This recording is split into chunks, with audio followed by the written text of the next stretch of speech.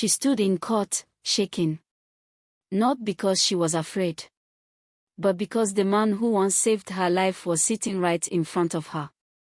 The same man who saw her crying in the rain. The same man who gave her a home, a name, and a future. She never imagined her life would end like this. This is Amaka's story. Amaka was very young when her parents passed away. One morning, she woke up and everything had changed. The laughter in the house disappeared. The warmth was gone. The voices she loved were silent. She did not understand what had happened. She only knew she was alone. After the burial, relatives gathered. They talked quietly. Decisions were made over her head. In the end, Amaka was sent to live with her aunt. At first, Amaka felt hopeful. She believed family meant love. She was wrong. From the first week, Amaka learned her place in that house. She woke up before everyone else. She swept the compound, washed plates, fetched water, cooked food, and cleaned the house. She did all this quietly because complaints were not welcome. While her cousins dressed in neat uniforms and carried school bags, Amaka stayed behind. Her aunt would hand her a tray every morning. "Go and sell bread and groundnuts," she would say. "Do not come back until everything is sold." Amaka watched other children going to school. She listened to them talk about lessons and teachers. Her heart ached. She wanted to learn. She wanted to dream. But her life became the streets. Amaka walked from street to street every day. The sun burned her skin. Her legs grew tired. Sometimes she was hungry, but she kept walking. People ignored her. Some spoke harshly. Some pretended not to see her.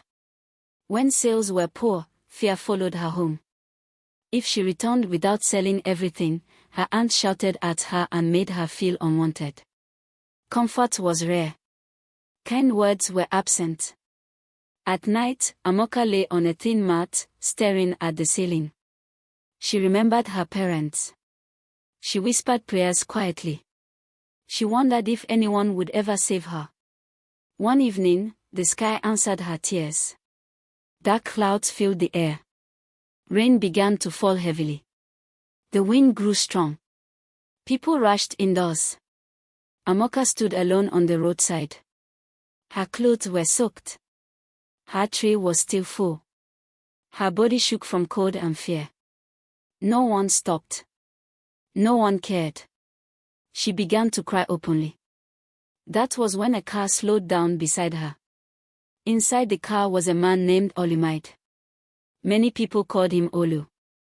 He noticed the little girl standing in the rain, crying. He rolled down the window and spoke gently. "My child, why are you crying?" Amaka hesitated, then spoke. She talked about her parents. About her aunt. About hawking instead of going to school. About being tired of the streets. Olu listened without interrupting. Something touched his heart deeply. He stepped out of the car, bought everything Amaka was selling, and gave her extra money. He told her to get into the car. Amaka was scared, but something about his voice felt safe. Olu drove her home and met her aunt. He listened quietly as the woman spoke carelessly about Amaka. Then he made a decision. He paid her double the money and said calmly, "This child will come with me." Amaka did not understand everything. She only knew that her life was changing. That night, she slept on a bed.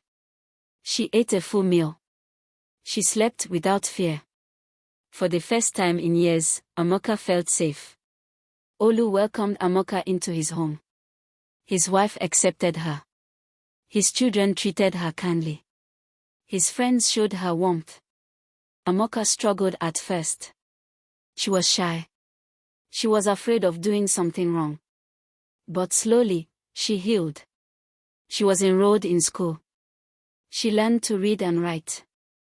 She stayed up late studying because she did not want to fail. Teachers noticed her effort. Years passed.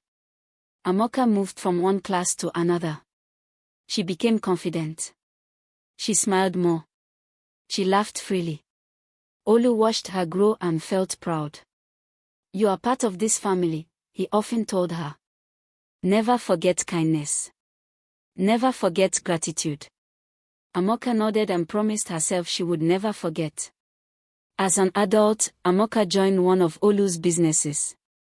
She worked very hard. She took her job seriously. She respected staff and handled responsibilities well. People trusted her.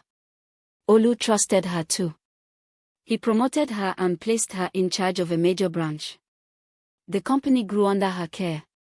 Many people admired her success. Amaka felt powerful.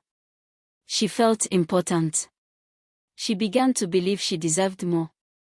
15 years later, Olu turned 70. The celebration was grand. The hall was filled with guests, music, and laughter. Amaka attended proudly. She believed her moment had finally arrived. Then Olu stood up to speak. He thanked God for life and blessings. Then he made an announcement. "My first son, Yemi, has returned from overseas," he said.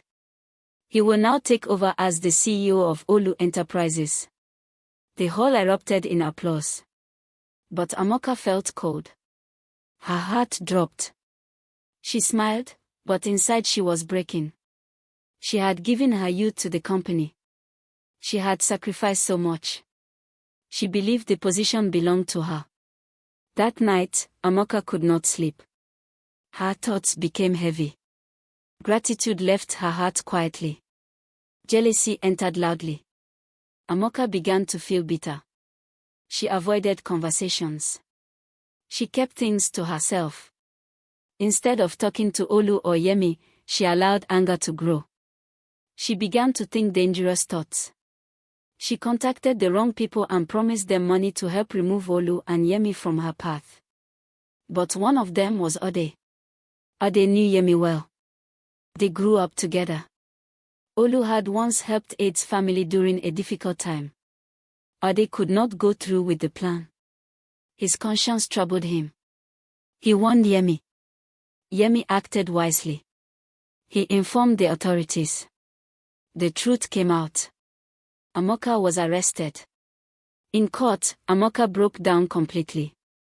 She cried openly. She knelt before Olu and Yemi. "You saved me when I had nothing," she said. "You gave me love, education, and a future. I allowed jealousy and greed to destroy me. Please forgive me."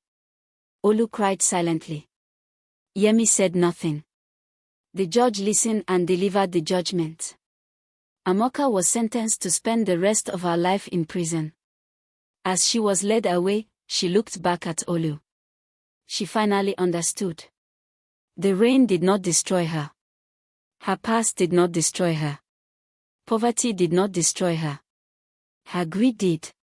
Some people are rescued once in life. But not everyone protects the rescue.